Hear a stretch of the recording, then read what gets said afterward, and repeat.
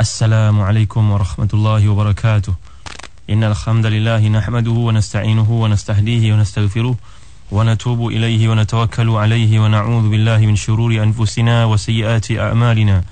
May yahdihillahu fala mudilla lahu wa may yudlil fala hadiya lahu. Ashhadu an la ilaha illallah wahdahu la syarika lahu wa ashhadu anna Muhammadan 'abduhu wa rasuluh.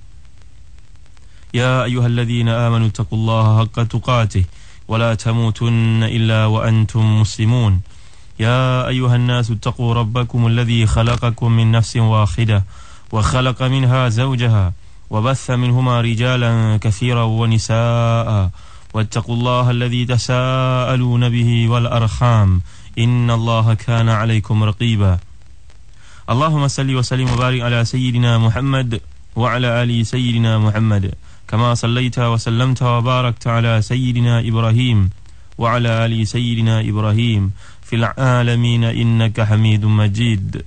أما بعد. Yang dihormati saudara penerbit Ustaz Mahdi Syarudin, sidang pendengar yang dirahmati dan dikasihi Allah sekalian. InsyaAllah pada kali ini kita akan bincangkan ayat yang ke-20, 21 dan 22. Dalam kuliah yang lepas telah kita lihat beberapa pengertian yang dikemukakan oleh para lughawiyun daripada ma'ajim ataupun kawamis menjelaskan perkataan waswas dari sudut bahasa Arab dan juga dari sudut istilah. InsyaAllah pada kali ini kita akan bincangkan pandangan Ibn Qayyim menerusi kitabnya Zadil Ma'ad, satu kitab yang menghimpunkan kisah bagaimana kita nak mencontohi kehidupan Nabi SAW. InsyaAllah kita akan lihat pandangan beliau menerusi satu bab yang namanya waswasah, atau bab pada menyatakan tentang al-wiswas yang menimpa manusia dalam setengah-setengah keadaan. Firman Allah Subhanahu wa taala dalam ayat ke-20 suratul A'raf, a'udzu billahi minasyaitonir rajim. Fawaswasa lahum asy-syaitanu liyubdiya lahumā mā wuriya anhumā min sawātihimā wa qāla mā nahākumā rabbukumā an hādhihi asy-syajarah illā an takūnā malakaini aw takūnā minal khālidīn wa qasamahumā innī lakumā laminan nāṣiḥīn. Sadaqallahul azim. Maksudnya, maka syaitan membisikkan fikiran jahat kepada keduanya untuk menampakkan kepada keduanya, iaitu Adam dan Hawa, apa yang tertutup dari mereka, iaitu auratnya. Dan syaitan berkata, Tuhan kamu tidak melarangmu dari mendekati pohon ini, melainkan supaya kamu berdua tidak menjadi malaikat atau tidak menjadi orang yang kekal dalam syurga. Dan dia, syaitan, bersumpah kepada keduanya, sesungguhnya saya termasuk dari kalangan yang memberi nasihat kepada kamu berdua. Sidang pendengar sekalian, dalam kuliah yang lalu kita telah bincangkan bagaimana pengertian ataupun pentakrifan para ulama terhadap perkataan waswas itu sendiri. Ibn Qayyim telah mengemukakan hujah yang hebat dalam kitab Zadil Ma'ad tentang penyakit waswas yang menyerang manusia. Beliau mengemukakan hadis-hadis yang menceritakan tentang penyakit ini berdasarkan pengalaman. Sebagai contohnya Ibn Mas'ud, Abdullah bin Mas'ud yang pernah merujuk kepada Nabi SAW.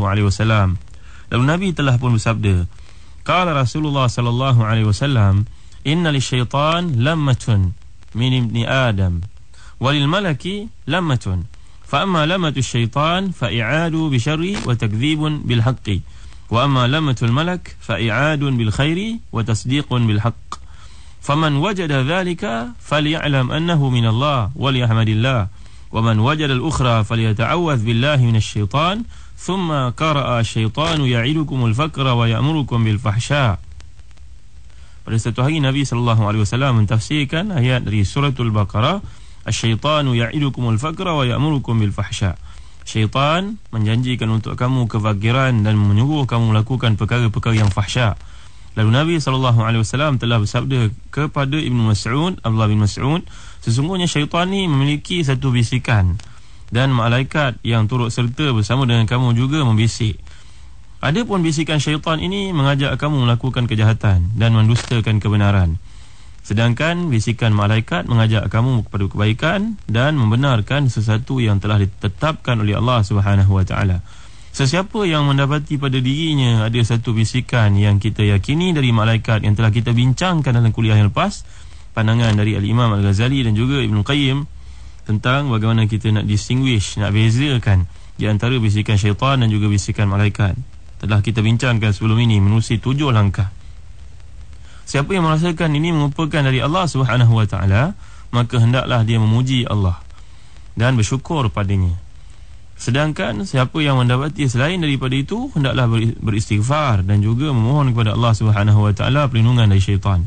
Dalam hadis yang lain, tuan-tuan sekalian, seorang sahabat Nabi namanya Uthman bin Abil As, hadis ini juga dikemukakan oleh Ibn Qayyim dalam kitabnya Zadil Ma'ad ni tadi. Uthman bin Abil As ini merupakan seorang sahabat yang telah bertanya kepada Nabi SAW tentang bilangan rakaat yang dia sering lupa, bacaan yang dia sering lupa. Umpama membaca Qul ya ayyuhal kafirun, tak jumpa penutupnya. Lalu Nabi SAW telah menjelaskan, dan hadis ini pernah kita bincangkan dahulu. Nabi telah mengatakan kepadanya, inna syaitan kad hala bainaka wa baina salatika yalbisuha alaika. Faqala sallallahu alaihi wasallam, dhalika syaitanun yuqalu lahu khinzib, fa idza ahsastahu fata'awwadh billahi minhu watfil ala yasarika thalathan. Qala fa fa'altu dhalika fa adhhabahu Allahu anni. Dalam hadis sahih ini, tuan-tuan sekalian, Nabi sallallahu alaihi wasallam telah pun ditanya oleh Uthman bin Abil As gangguan syaitan dalam sembahyang. Ini kadang-kadang berlaku. Itulah sebabnya kita dituntut untuk melakukan salat secara berjemaah, untuk mengelakkan kita lupa dalam salat. Dan salatlah dalam keadaan yang mana kita jauh daripada gangguan. Sebagai contohnya Abdullah bin Umar bila salat, maka memastikan tidak ada sebarang pun warna atau corak yang memikat yang boleh mengganggu konsentrasi sembahyangnya.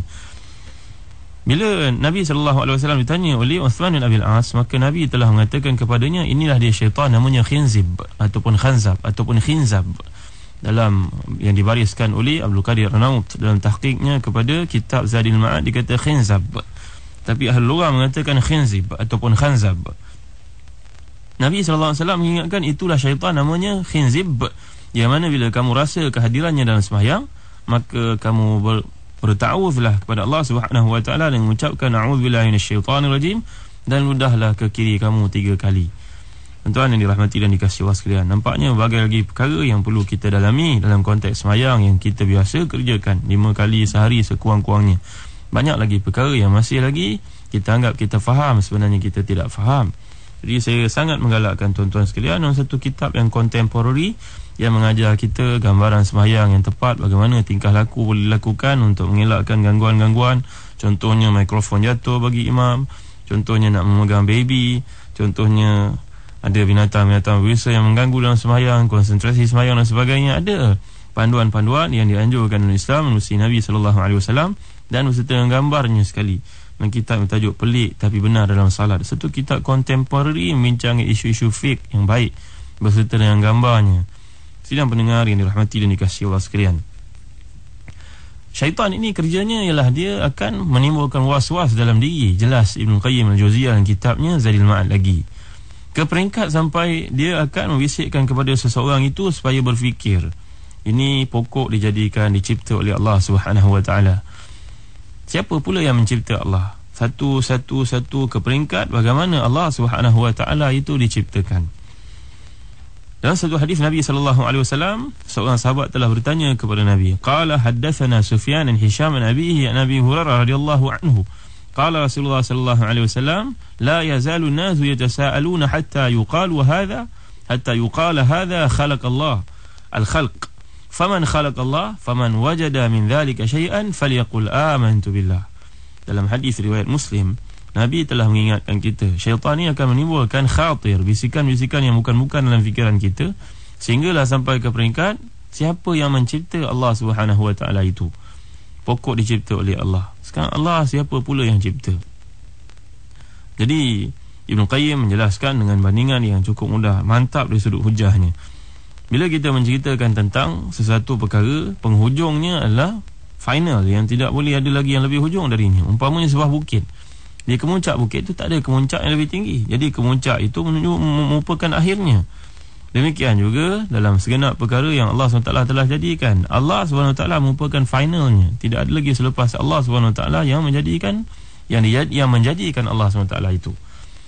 Jadi Nabi SAW telah pun mengungkaikan masalah ini dengan memberikan satu cadangan. Dan cadangan Nabi SAW merupakan wahyu dari Allah SWT. Kalau ada perasaan sedemikian dalam diri kamu, maka hendaklah kamu membisikkan, berdoa kepada Allah dengan mengatakan amantu billah, aku beriman kepada Allah Subhanahu wa taala. Ini hadis riwayat Muslim. Dalam satu hadis lain riwayat Bukhari dan Muslim, Nabi SAW telah menjelaskan, ya'ti syaitan ahadakum fayaqul man khalaqa hadha man khalaqa kadha hatta yaqul man khalaqa rabbak fa idza balaghahu falyasta'iz billahi waliyantahi.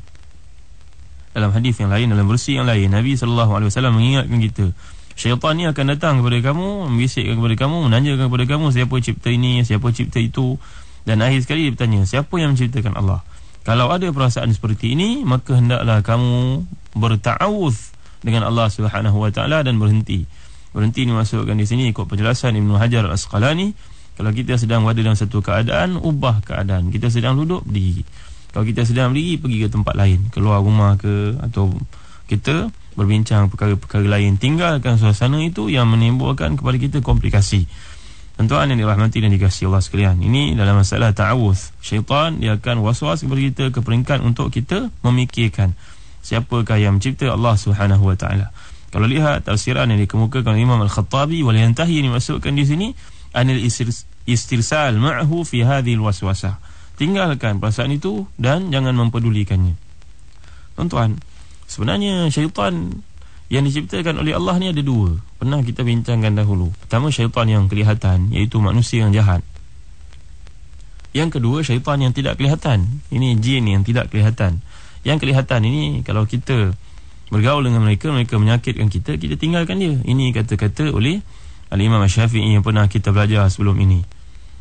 Wafarik billati hiya ahsanu wa samih man i'tada wafarik walakin billati hiya ahsanu. Kamu kalau bergaul dengan manusia, kamu lihat satu benda yang tidak elok padanya, kamu tinggalkan dia, jangan bergaul dengan dia, kerana dia akan merosakkan kamu. Ini syaitan manusia. Yang kedua, syaitan yang tidak kelihatan. Syaitan yang tidak kelihatan ni bila dia mengganggu kita dengan bisikan-bisikan dan mengajak kita kepada perkara yang mungkar, maka Allah Subhanahu wa taala mengajar kita untuk membacakan a'udzubillahi minasyaitonirrajim.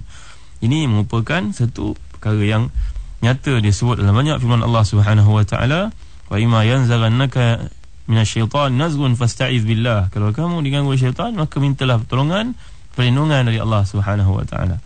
Berkata penyair, dan kata-kata ini melampakkan apa yang dijelaskan oleh Nabi sallallahu alaihi wasallam dan juga apa yang kita baca daripada Al-Quran Al-Karim. Fama huwa illa al-isti'adzatu dhari'an aw ad-daf'u bil husna huma khairu matlubi. Fahadha dawa'ud da'i min syarri ma yura wa dhaka dawa'ud da'i min syarri mahjubi. Ada dua bentuk perlindungan yang kita pohon dalam kehidupan. Yang pertama, mohon perlindungan kepada Allah Subhanahu wa taala dengan baca a'udzubillahi minasyaitonirrajim, daripada gangguan yang tidak kelihatan, iaitu syaitan yang tidak kelihatan. Yang kedua, awid daf'u bil husna, kita mempertahankan diri, mengelakkan diri kita daripada berjumpa ataupun bergaul dengan golongan yang merosakkan syaitan yang kelihatan, iaitu manusia. Ini juga merupakan ubat yang mujarab dalam kehidupan. Ini kata-kata penyair mencantikkan bahasa perbincangan yang sedang kita bincangkan. Sidang pendengar yang dirahmati dan dikasihi Allah sekalian, seterusnya bila kita lihat firman Allah Subhanahu wa taala dalam ayat ke-21, a'udzubillahi minasyaitonirrajim wa qasamahuma inni lakuma laminan nasihin. Dan syaitan ini telah bersumpah kepada Nabi Adam dan Hawa untuk mengatakan kepadanya, saya ini setakat memberi nasihat kepadamu. Berkata Imam Al-Mawardi, dalam ayat ke-21 ini jelas syaitan telah bersumpah secara dusta kepada Allah Subhanahu wa taala, lantas menyebabkan Adam alaihi salam mempercayainya. Manusia yang baik, kata Imam Al-Mawardi dalam kitab tafsirnya, sentiasa berbaik sangka. Walaupun yang bersumpah itu merupakan musuhnya, dia percaya. Ini merupakan sifat manusia yang baik. Dia lurus, apa yang orang cakap semuanya betul. Kata Al-Mawardi, syaitan malah berbohong sampai dia mengatakan, kalau aku berkata benar, kamu yang beruntung, kamu dan isteri kamu. Jika aku berbohong sekalipun, kamu jangan bimbang, aku akan dikenakan hukuman oleh Allah Subhanahu wa taala. Jadi menambahlah kepercayaan Nabi Adam ini. Kata Ibnu Jauzi pula, kalau kita membaca ayat yang Allah Subhanahu wa taala kemukakan dalam ayat yang ke-22 seterusnya, a'udzubillahi minasyaitonirrajim, fadallahuma bighurur falamma dhaqa asy-syajarata badat lahumā sawātuhumā wa tafiqā yakhsifāni 'alayhimā min waraqil jannah wa nādāhumā rabbuhumā alam anhakumā an tilkumā asy-syajarah wa aqul lakumā inasy-syaitāna lakumā 'aduwwun mubīn. maka syaitan memujuk keduanya untuk memakan buah itu dengan tipu daya. Tatkala keduanya telah merasai buah kayu itu, nampaklah bagi keduanya aurat keduanya, dan mulailah keduanya menutup dengan daun-daun syurga. Kemudian Tuhan telah menyeru pada mereka, bukankah aku telah melarang kamu berdua dari pohon kayu itu, dan aku katakan kepada kamu, sesungguhnya syaitan itu adalah musuh yang nyata bagi kamu berdua. Sidang pendengar yang dirahmati dan dikasihi Allah sekalian, insya-Allah dalam kuliah akan datang kita akan bincang pandangan yang menarik yang dikemukakan oleh para ulama mufassirin, dan di kalangan mereka ada yang tersilap untuk menjadikan hujah dari kisah-kisah Israiliyat, mengatakan bahawa yang mula-mula makan Hawa, kemudian Hawa mempengaruhi Nabi Adam, dan di sini menampakkan masalah orang perempuan yang mudah melata dan sebagainya. Kadang-kadang cerita-cerita begini menambah sedapkan rasa. Cerita-cerita seperti ini tidak ada asas dari Quran dan juga sunnah, tapi kisah-kisah seperti ini malangnya diambil oleh setengah para pentafsir Al-Quran untuk menyedapkan bicara. Maklumlah, kisah-kisah sedemikian mampu menarik perhatian ramai manusia untuk mula mentakwil perkara-perkara yang berlebihan. Metodologi yang cukup berbeza di antara sejarawan dan juga muhaddithin. Muhaddithin hanya berpada dengan apa yang ada dari hadis-hadis Nabi SAW tanpa sedikit penokok tambahan sekalipun. InsyaAllah perkara ini akan kita bincangkan melalui kitab Tafsir Al-Manar oleh Al-Marhum Syekh Rashid Ridha. Pandangan yang cukup hebat untuk kita fikirkan bersama agar kita tidak terpengaruh dengan pandangan-pandangan yang tidak ada asas dalam Islam. Wallahu a'lam. Wa sallallahu ala sayyidina Muhammad wa ala alihi wa sahbihi wa baraka wa sallam. Wassalamu alaikum warahmatullahi wabarakatuh.